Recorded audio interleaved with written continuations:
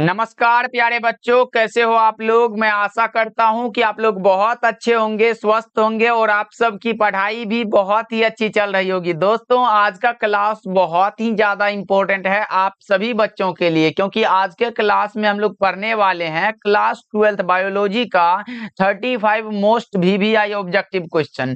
ये सारे प्रश्न आपके बोर्ड परीक्षा के लिए बहुत ही ज्यादा इम्पोर्टेंट है। तो आज के क्लास को आप सभी बिल्कुल ध्यान से देखिएगा और आज के क्लास में दिए जाने वाले सारे प्रश्नों को आप लोग अच्छे से याद करते चलिएगा। ओके जी, तो चलिए फिर क्लास को स्टार्ट करते हैं। पहला नंबर सवाल ये रहा आपके सामने। सभी बच्चे चैट सेक्शन में आंसर भी लगाते चलिएगा। देखिए पहला नंबर सवाल क्या कह रहा है, प्राकृतिक अनिषेक जनन पाया जाता है, किसमें पाया जाता है? मक्खी में पाया जाता है, मधुमक्खी में पाया जाता है, मच्छर में या फिर इन सभी में? तो प्राकृतिक अनिषेक जनन जो पाया जाता है वो पाया जाता है मधुमक्खी में। Correct answer option number B हो जाएगा। 1 का बी लगा लो तो आपका भी सही जवाब हो जाएगा। सारे बच्चे जरूर आंसर को लगाते चलिएगा। देखिए दूसरा नंबर सवाल ये रहा आपके सामने, बता दो इसका सही जवाब क्या होगा। आवृतबीजी पौधों के भ्रूणपोष में गुणसूत्रों की सूत्रगुणता क्या होती है? बता दो आप लोग। आवृतबीजी पौधों के भ्रूणपोष में, या फिर इस क्वेश्चन को ऐसे भी पूछा गया था कि भ्रूणपोष में कितने क्रोमोसोम होते हैं, ऐसे भी पूछा जाता है तो ये होता है 3n। Correct answer option number C हो जाएगा। बिल्कुल सही जवाब है 3n, ऑप्शन सी लगा लो आप लोग। चलिए अगले प्रश्न की ओर बढ़ते हैं। तीसरा नंबर सवाल ये रहा आपके सामने, बता दो यीस्ट में प्रजनन मुख्यतः किसके माध्यम से होता है? यीस्ट में पूछा गया आप लोगों से, क्या होगा बता दो आप लोग। यीस्ट में प्रजनन मुख्यतः किसके माध्यम से होता है? तो वो होता है बडिंग के माध्यम से। Correct answer option number A हो जाएगा, यानी कि मुकुलन के द्वारा होता है यीस्ट में प्रजनन। Correct answer option number C है। याद रखिएगा आप लोग, बहुत ही इंपॉर्टेंट है। चलिए फोर्थ नंबर सवाल की ओर बढ़ते हैं। मात्र 35 ऑब्जेक्टिव है, सारे बच्चे जरूर लास्ट तक बने रहेंगे आप और सारे प्रश्नों को याद करते चलेंगे। देखिए केचुआ प्राणी है, केचुआ जो प्राणी है वह कैसी प्राणी है? एकलिंगी है, द्विलिंगी है, अलिंगी है या फिर नपुंसक है? कैसा है बता दो आप लोग। तो केचुआ प्राणी द्विलिंगी प्राणी है। Correct answer option number B हो जाएगा। 1 का फोर्थ का बी लगा रहे हो आप लोग तो सही जवाब हो जाएगा। केचुआ हो गया और जोंक हो गया, ये सारे के सारे क्या है तो द्विलिंगी प्राणी के उदाहरण है। चलिए फिर अगले प्रश्न की ओर बढ़ते हैं। पांचवा नंबर सवाल क्या कर रहा है बता दो आप लोग। जलकुंभी 65,000 से अधिक पौधे कितने माह में उत्पन्न कर सकते हैं? बता दो आप लोग। जलकुंभी 65,000 से अधिक पौधे कितने माह में उत्पन्न कर सकते हैं? तो यह कर सकते हैं कितने माह में? तो 8 माह में। Correct answer option number A है।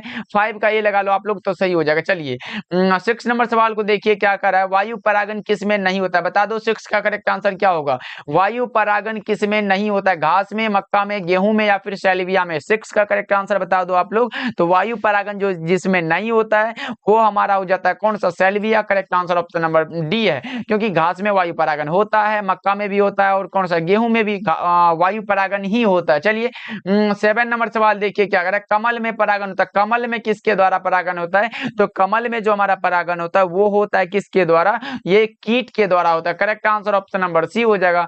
चलिए फिर अगले प्रश्न की ओर बढ़ते हैं। 8 नंबर सवाल देखिए, भ्रूणपोष का क्या कार्य होता है? तो भ्रूण का पोषण देना, यानी कि भ्रूण को पोषण देना। तो कौन सा होगा? तो ऑप्शन बी सही जवाब हो जाएगा। भ्रूणपोष का कार्य क्या है? तो भ्रूण को पोषण देना। Correct answer option number B हो जाएगा, लगा लो आप लोग। चलिए 9 नंबर सवाल को देखते हैं क्या कर रहा है बता दो। एक प्रारूपिक आवृतबीजी भ्रूणकोष कैसा होता है? बता दो आप लोग। एक प्रारूपिक आवृतबीजी भ्रूणकोष जो होता है वो कैसा होता है? तो 7 कोशिकीय होता है। सही जवाब ऑप्शन नंबर डी हो जाएगा। ऑप्शन डी लगाने वाले बच्चे का सही जवाब हो जाएगा और जितने भी बच्चे डी के अलावा लगाए हैं उसका क्या होगा? तो गलत हो जाएगा। याद रखिएगा आप लोग, 9 का डी हो जाएगा बिल्कुल राइट आंसर। चलिए 10 नंबर सवाल देखिए क्या करें। पुष्प के नर जनन संरचना को क्या कहते हैं? पुष्प के नर जनन संरचना को हम लोग क्या बोलते हैं बता दो। तो इसे हम लोग पुमंग बोलते हैं। नर जनन संरचना को क्या बोलते हैं? तो पुमंग बोलते हैं। और मादा को क्या बोलते हैं? तो क्या बोलते हैं बता दो आप लोग। तो उसे कार्पेल बोलते हैं, याद रखिए, यानी कि जायांग बोलते हैं। चलिए अगले प्रश्न की ओर बढ़ते हैं। 11 नंबर सवाल क्या कर रहा है। स्तनधारियों में निषेचन की क्रिया संपन्न होती है। स्तनधारियों में निषेचन की क्रिया यानी कि फर्टिलाइजेशन की क्रिया संपन्न होती है किसमें? अंडाशय में, गर्भाशय में, फैलोपियन ट्यूब में या फिर योनि में? तो यह होता है फैलोपियन ट्यूब में। Correct answer option number C हो जाएगा। 11 का सी लगा लो आप लोग। ओके जी, चलिए अगले प्रश्न की ओर बढ़ते हैं। 12 नंबर सवाल ये रहा आपके सामने, बता दो एक स्वस्थ महिला के पूरे जीवन काल में उत्पन्न कुल अंडों की संख्या कितनी होती है? बता दो आप लोग। एक स्वस्थ महिला के पूरे जीवन काल में उत्पन्न कुल अंडों की संख्या कितनी होती है? तो यह होता है कौन सा होता है बता दो। 12 का करेक्ट आंसर तो यह होता है 400। Correct answer option number B है। 12 का बी लगाने वाले बच्चे का सही हो जाएगा। चलिए अगले प्रश्न की ओर बढ़ते हैं। अगला प्रश्न ये रहा आपके सामने 13 नंबर सवाल, बता दो जिब्रेलिन क्या होता है? बता दो आप लोग। 13 का करेक्ट आंसर क्या होगा? जिब्रेलिन क्या है बता दो आप लोग। तो जिब्रेलिन हार्मोन है। Correct answer option number A हो जाएगा, याद रखिएगा। चलिए 14 नंबर सवाल देखिए, मानव मादा में गर्भकाल कितने दिनों का होता है? इसके बारे में तो बच्चा को पता होना चाहिए। मानव मादा में गर्भकाल कितने दिनों का होता है? तो 9 माह का होता है। करेक्ट आंसर कौन सा होगा? ऑप्शन सी लगा लो, याद रखिएगा आप लोग। अगर दिन पूछे तो 30 × 9 कर दीजिएगा। 270 दिन हो गया क्या? तिनोतिया के 27 जीरो लगा लो। हाँ, 270 दिन हुआ। चलिए फिर अगले प्रश्न की ओर बढ़ते हैं। अगला प्रश्न ये रहा आपके सामने, बता दो नर हार्मोन्स की उत्पत्ति कहाँ से होती है? नर हार्मोन्स की उत्पत्ति कहाँ से होती है बता दो आप लोग। 15 का करेक्ट आंसर क्या होगा? तो यह होती है वृषण से। Correct answer option number C है। 15 का सी लगाने वाले बच्चे का सही हो जाएगा। चलिए 16 नंबर सवाल देखिए, सारे बच्चे जितने भी बच्चे हमारे साथ जुड़े हुए हैं, क्लास को जरूर लाइक करिएगा और चैनल पे आप लोग पहली बार जुड़ रहे हो तो सब्सक्राइब भी करिएगा, क्योंकि भाई बिल्कुल फ्री में सारी क्लासेस हम आपको प्रोवाइड करते हैं। जो आपके लिए वैल्यूएबल कंटेंट होता है वो आपको प्रोवाइड करते हैं बिल्कुल फ्री ऑफ कॉस्ट। तो आप लोग इतना कर सकते हो हमारे लिए। तो चैनल पे पहली बार जुड़े हो तो सब्सक्राइब जरूर करना, क्योंकि हम आपके लिए डेली क्लासेस लाते हैं। देखो, भारत में प्रथम जनगणना कब प्रारंभ हुई थी?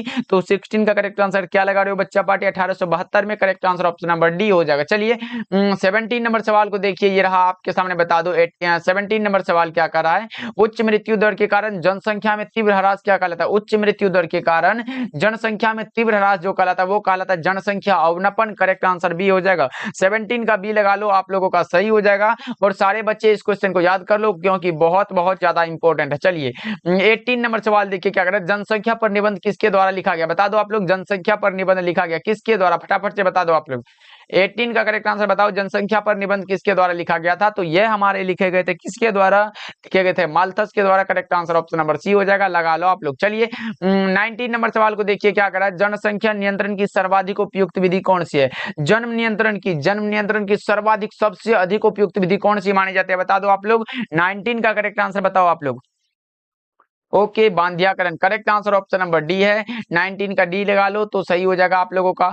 चलिए फिर 20 नंबर सवाल को देखिए, ये रहा आपके सामने, बता दो 20 नंबर सवाल का जवाब। परिवार नियोजन कार्यक्रम कब प्रारंभ हुआ? परिवार नियोजन कार्यक्रम जो प्रारंभ हुआ था वो कब हुआ था? बता दो 20 का करेक्ट आंसर। तो यह हमारा हुआ था कब? 1951 में। करेक्ट आंसर डी हो जाएगा, याद रखिएगा आप लोग। चलिए 21 नंबर सवाल देखिए, मेंडल ने कितने लक्षणों का अध्ययन किया था? तो 7 लक्षणों का। करेक्ट आंसर कौन सा हो जाएगा? तो याद रखिएगा ऑप्शन नंबर कौन सा होगा? तो 7 सी में दिया गया, तो लगा लो सी इज द करेक्ट आंसर, याद रखिएगा आप लोग। चलिए 22 नंबर सवाल देखिए, क्या करें? अधिकांश उत्परिवर्तन है, क्या है? अधिकांश उत्परिवर्तन जो होता है वो क्या होता है? अप्रभावी, यानी कि इसको आप छीन भी बोल सकते हो, इसको भी आप लोग याद रखिएगा। ये भी अगर ऑप्शन में रहे तो मार सकते हो। चलिए 23 नंबर सवाल देखिए, डाउन सिंड्रोम है एक, क्या है? तो गुणसूत्रीय व्याधि होता है। Correct answer option number B बिल्कुल सही जवाब हो जाएगा, याद रखिएगा आप लोग। 23 का बी बिल्कुल सही जवाब है, याद रखोगे सभी बच्चे। ओके, चलिए फिर अगले प्रश्न के ऊपर 24 नंबर सवाल ये रहा आपके सामने, बता दो इनमें कौन सा रक्त समूह सार्वभौमिक रक्त होता है? सबको देने वाला कौन सा होता है? तो वो होता है डी ग्रुप, वो होता है ऑप्शन नंबर डी बिल्कुल सही जवाब है। 24 का D is the correct answer, याद रखिएगा आप लोग। चलिए अगले प्रश्न के बताए 25 नंबर सवाल ये रहा आपके सामने, मनुष्य में मात्रात्मक लक्षण का कौन सा उदाहरण होता है? बहुत सारे उदाहरण होते हैं, जैसे क्या हो गया? शरीर की ऊंचाई। क्या शरीर की ऊंचाई भी लिख सकते हो आप लोग? शरीर की क्या तो ऊंचाई, या फिर और भी लिख सकते हो शरीर की ऊंचाई के साथ साथ। और कौन सा हो सकता है? वो होता है रक्तदाब भी होता है। रक्तदाब भी हमारा होता है, रक्तदाब भी होता है। और कौन सा होता है? त्वचा का रंग भी होता है। त्वचा का क्या होता है? त्वचा का रंग भी होता है। ये बहुत सारे होते हैं, तो कौन सा ऑप्शन में दिया गया? त्वचा का रंग। Correct answer option number B है। ये नहीं होते हैं, ये भी नहीं होते और ये भी नहीं होते। ऑप्शन नंबर बी बिल्कुल सही जवाब है। 26 नंबर सवाल देखिए, निम्नलिखित में कौन मोबाइल आनुवांशिक पदार्थ है? मोबाइल आनुवांशिक पदार्थ कौन सा होता है? बता दो 26 का करेक्ट आंसर। तो मोबाइल आनुवांशिक पदार्थ जो होता है वो होता है, कौन सा होता है? ट्रांसपोजन भी होता है और जंपिंग जीन भी होता है। करेक्ट आंसर डी हो जाएगा। करेक्ट आंसर डी, क्योंकि बी और सी दोनों करेक्ट आंसर है। चलिए 27 नंबर सवाल देखिए, क्या कह रहा है? ओपेरोन मॉडल क्या प्रदर्शित करता है? ओपेरोन मॉडल क्या प्रदर्शित करता है? तो regulation of gene. Correct answer C हो जाएगा। जीन का रेगुलेशन प्रदर्शित करता है, ऑप्शन नंबर सी लगा रहे हो आप लोग, तो सही हो जाएगा। चलिए 28 नंबर सवाल देखिए, डीएनए से एमआरएनए बनने की क्रिया को क्या बोलेंगे? बता दो आप लोग। डीएनए से एमआरएनए बन रहा है तो इसे हम लोग क्या बोलेंगे? बता दो फटाफट से 28 का करेक्ट आंसर। तो इसे हम लोग क्या बोलते हैं? तो वो उसे बोलते हैं ट्रांसक्रिप्शन बोलते हैं। Correct answer option number A हो जाएगा, याद रखिएगा आप लोग। जैसे कि मानो यहाँ डीएनए है, डीएनए लिख लो, डीएनए। डीएनए से क्या बन रहा है? तो एमआरएनए बन रहा है, एमआरएनए बन रहा है। अब एमआरएनए से क्या बनेगा? यहाँ भी लिख लो, एमआरएनए से क्या बनेगा? तो प्रोटीन बनता है। इसको भी आप लोग याद रख लो। देखो डीएनए से अगर एमआरएनए बन रहा है तो उसे हम लोग ट्रांसक्रिप्शन बोलते हैं। अगर एमआरएनए से क्या बन रहा है तो प्रोटीन बन रहा है तो उसे हम लोग ट्रांसलेशन बोलते हैं। इसको भी आप लोग ध्यान में रखोगे, बहुत इंपॉर्टेंट है। अगर पूछे कि एमआरएनए से प्रोटीन बनने की क्रिया को क्या कहते हैं तो ट्रांसलेशन लगा देना, सही जवाब हो जाएगा। ओके जी, चलिए 29 नंबर सवाल को देखते हैं क्या कर रहा है। यूरेसिल किससे संबंधित होता है? यूरेसिल जो संबंधित होता है वो हमारा होता है आरएनए से। किससे? तो आरएनए से संबंधित होता है। कौन सा? तो ऑप्शन नंबर ए हो जाएगा बिल्कुल सही जवाब 29 का। 29 का ए लगाने वाले बच्चे सही हो जाएगा। चलिए 30 नंबर सवाल देखिए, जीवाश्म सामान्यतः किसमें पाए जाते हैं? भाई जीवाश्म जो होते हैं वो किसमें पाए जाते हैं बता दो। 30 का करेक्ट आंसर, तो वो पाए जाते हैं रूपांतरित चट्टानों में। Correct answer option number A हो जाएगा। ओके चलिए 31 नंबर सवाल देखिए, किसी जीव के विकासीय इतिहास को क्या कहते हैं? किसी जीव के विकासीय इतिहास को हम लोग क्या बोलते हैं? तो उसे हम लोग बोलते हैं जाति वृत्त बोलते हैं। डी ऑप्शन सही लग रहा है आपको, डी लगा लो तो बिल्कुल सही हो जाएगा। चलिए 32 नंबर सवाल देखिए क्या कर रहा है, नई प्रजातियों के निर्माण का कारक क्या होता है? और बहुत सारे बच्चे पूछते रहते हैं सर क्लास का टाइम क्या है, तो मैंने बता दिया था कि ऑल नोटिफिकेशन को आप लोग ऑन कर लो। मैंने बताया था कि एक 7 बजे क्लासेस होती है, डेली क्लासेस होती है, और क्या तो एक 9 बजे भी क्लास होती है जो कि लाइव क्लासेस होती है। तो ये दोनों क्लास को आप लोग किया करो भाई, तभी तो अच्छे मार्क्स लाने हैं आपको। सपना देखे हो तो मेहनत करना पड़ेगा, तभी तो वो सपना आपका पूरा होगा। इसलिए 7 बजे भी जोड़ा करो और 9 बजे भी। देखो नई प्रजातियों के निर्माण का जो सबसे महत्वपूर्ण कारक होता है वो क्या होता है बता दो आप लोग। तो वो हमारा होता है म्यूटेशन के कारण होता है। क्या? उत्परिवर्तन जिसको बोलते हैं, म्यूटेशन भी अंग्रेजी में बोलते हैं। कौन सा? म्यूटेशन, या फिर कभी कभी ऐसा दिया रहता है म्यूटेशन क्या होता है, तो कभी कभी इंग्लिश ही म्यूटेशन लिखा रहता है। चलिए 33 नंबर सवाल देखिए, एंट अमीबा इनमें से क्या है? एंट अमीबा जो है इनमें से क्या है बता दो आप लोग।